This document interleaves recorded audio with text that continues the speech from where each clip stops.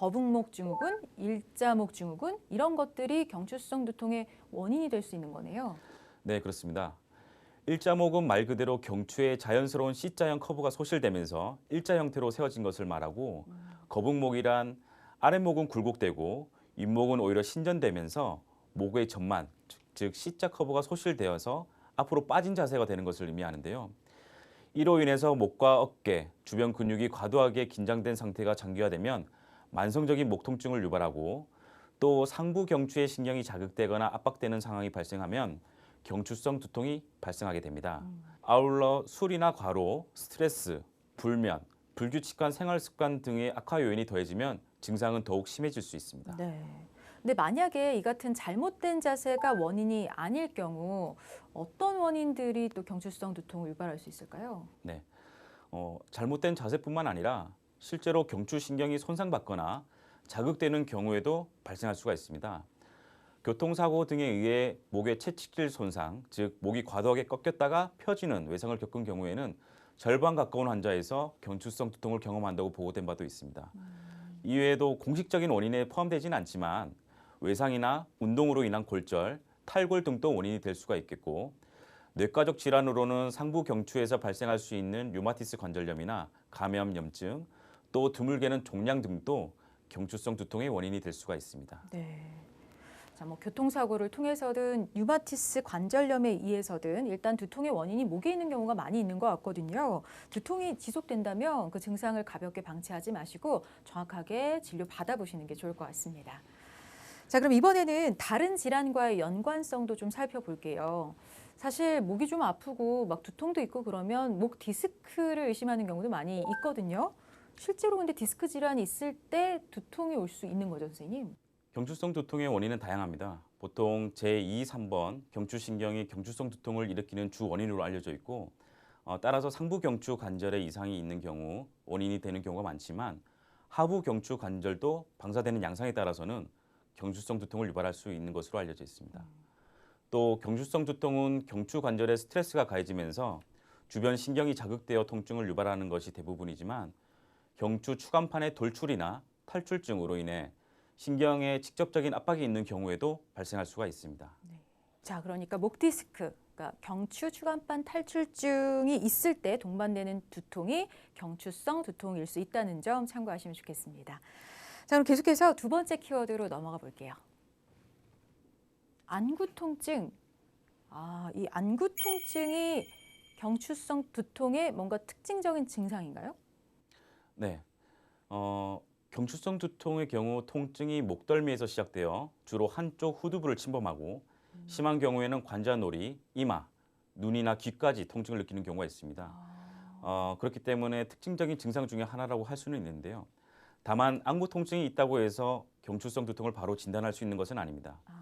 예를 들어 편측성 두통과 함께 두통이 있는 쪽의 안구의 통증, 눈 충혈, 눈물, 코막힘 등 자율신경 자극 증상이 주기적으로 나타나는 군발성 두통이라는 것도 감별을 해야 되고요.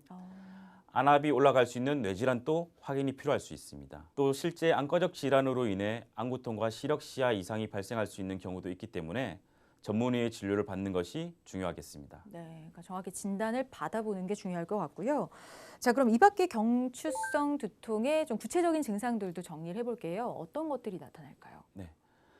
일단 두통이 발생하는 부위와 같은 편측의 목, 어깨, 팔의 통증이 동반되는 경우가 많고 목의 움직임이 제한되거나 목을 움직일 때 증상이 악화되는 경향이 있습니다.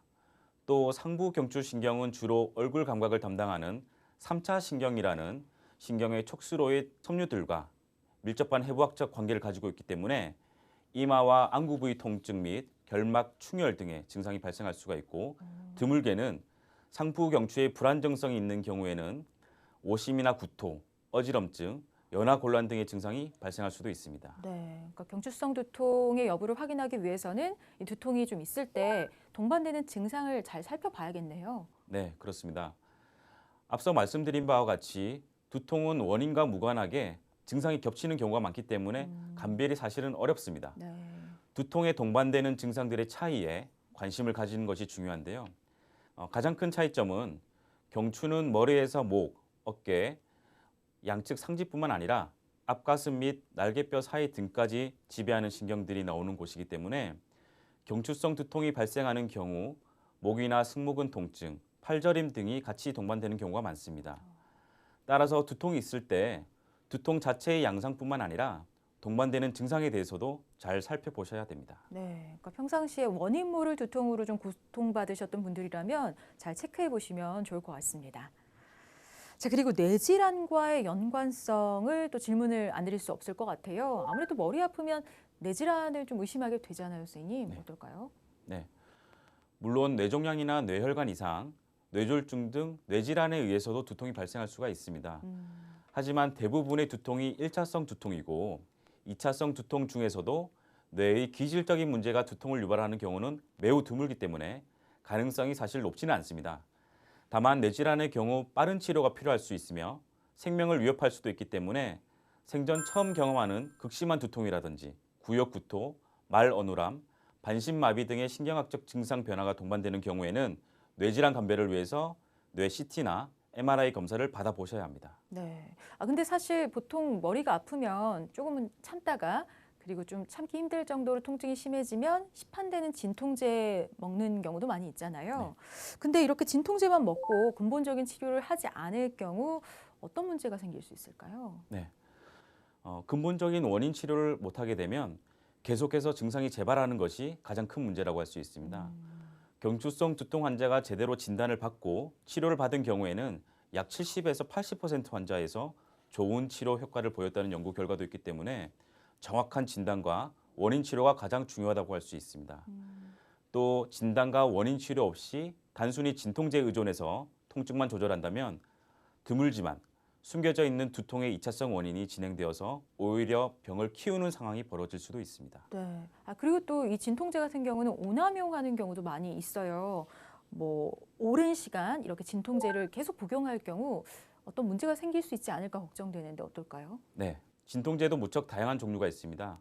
흔히 복용하는 비스테로이드성 소염 진통제를 장기간 남용한다고 가정해 보겠습니다.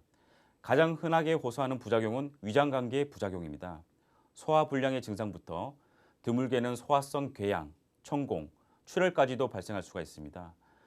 또 한 가지 문제는 약이 대사되고 배출되는 과정에서 발생할 수 있는 간 또는 신장 기능의 저하입니다. 보통 두통이 조절되지 않는 경우 여러 가지 진통제와 약제들을 함께 다량으로 복용하거나 또 장기간 복용하는 경우가 많기 때문에 네. 기존의 간 기능, 신장 기능에 장애가 있거나 관련 질환이 있으신 분들은 꼭 의사의 진료를 받으면서 약을 복용하시는 것이 안전합니다. 네. 자, 그럼 계속해서 마지막 키워드 확인해 보겠습니다. 스트레칭. 스트레칭. 아무래도 뭐 자세에서 비롯된 병이다 보니까 꾸준한 스트레칭이 경추성 두통의 예방에 도움이 되는 걸까요, 선생님?